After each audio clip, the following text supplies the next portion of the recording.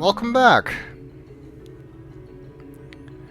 We're about to go into the Dreamcore. Just have to go through decontamination here. It's probably a good idea. Wouldn't want our organic computer to catch a cold, would we? Let's take a look. That's incredible. It looks like an alien creature. It's hard to believe that it's a biological computer. I'm guessing they probably genetically engineered this thing so that whatever properties it has can be used to do the processing they need to do. Whatever it is that they need for this whole DreamNet thing, I don't know.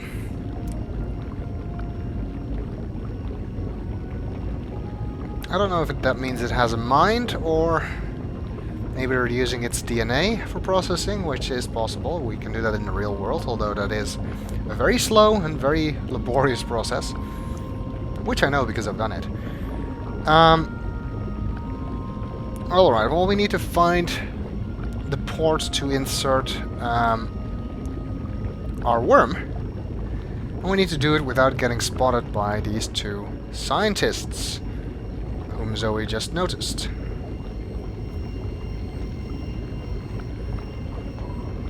And our goal is, as you might expect, to get to that staircase. And the trick in doing so is to wait until the male scientist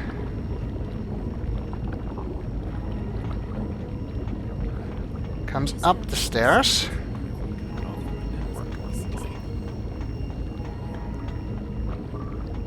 And to stay on this side of the female scientists. They move in a very predictable pattern, so it's not actually that hard to stay out of sight, especially because they won't notice you if they're just looking through the glass. They'll also never really hear you. They must be really preoccupied. So there's no real need to sneak. It looks like a living, breathing creature. And in a way, it is. Now the male scientist starts to move that way. And that is our cue to go down the stairs. That wasn't too hard.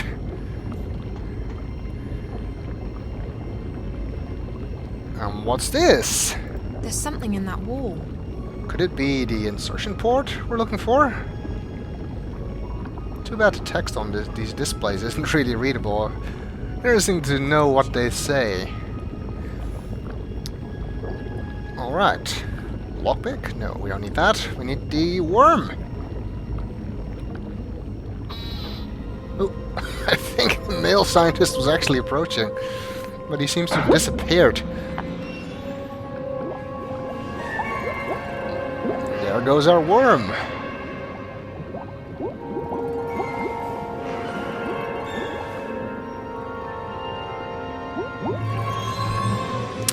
Into Dreamcore. Hopefully they'll give... She's getting agitated.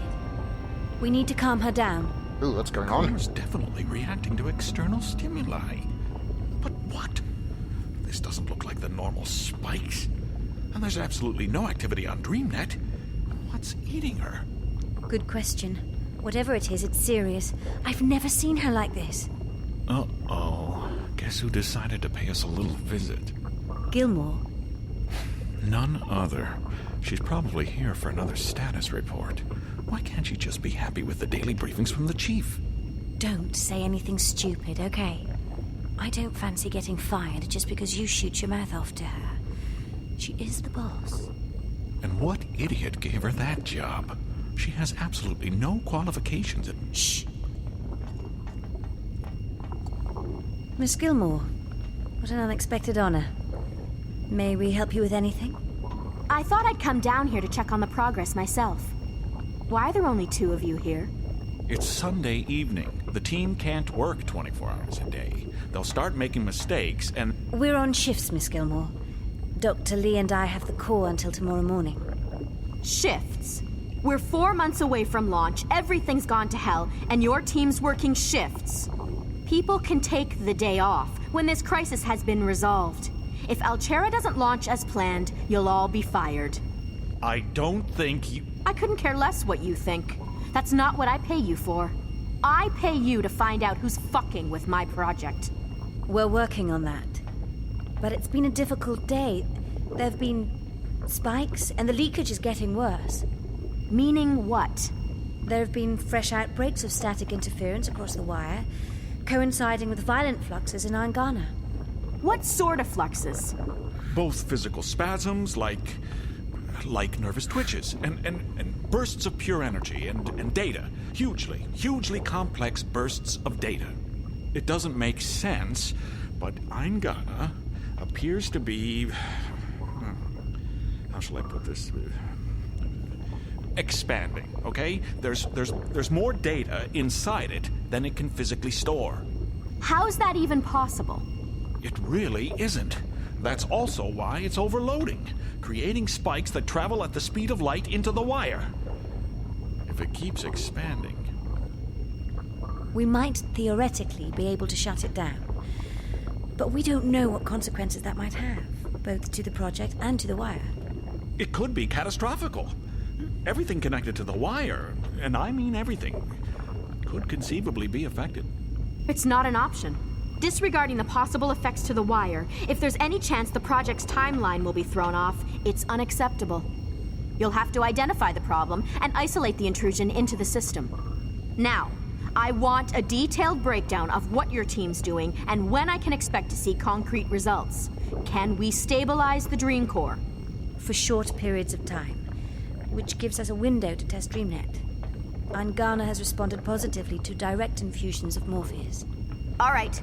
Walk me through the process.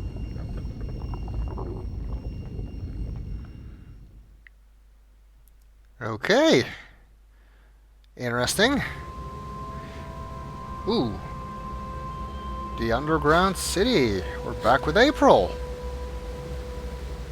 But let's reflect a little on what we just heard. It seems that, as Damien said earlier, Dreamcore is indeed the source of the static. It seems that those scientists think the same thing.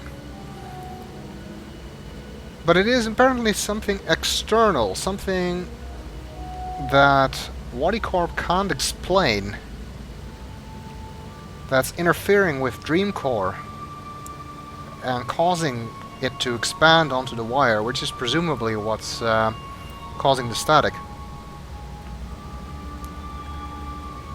Also interesting is to note that Miss Gilmer, who seemed rather young to be leading a company like that, was really adamant that they stick to the timeline. Which reminds me of the Azadi, who also seem rather hell-bent on sticking to their timeline for the completion of the tower. Could the two be related? Could they be working on the same timeline? Who knows? Can we climb back up the rope? No. Seems the water wheel stopped moving, so we're not getting back up that way. Alright, well, Zoe will have to escape from WATIcorp at a later date, it seems. For now, we're back with April in the underground city chasing the Prophet. Of course, April hasn't been here yet. We've been here before with Zoe, but April has never seen this place. This place must be ancient, but that thing looks as good as new. Solid craftsmanship. What a strange contraption. It reminds me of something. I can't put my finger on it. I do not know what she's talking about.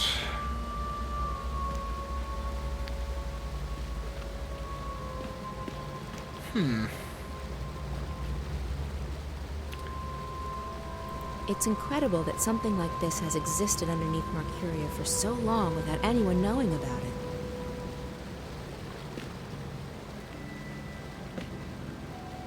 Wasn't there a boat here last time we were in the city?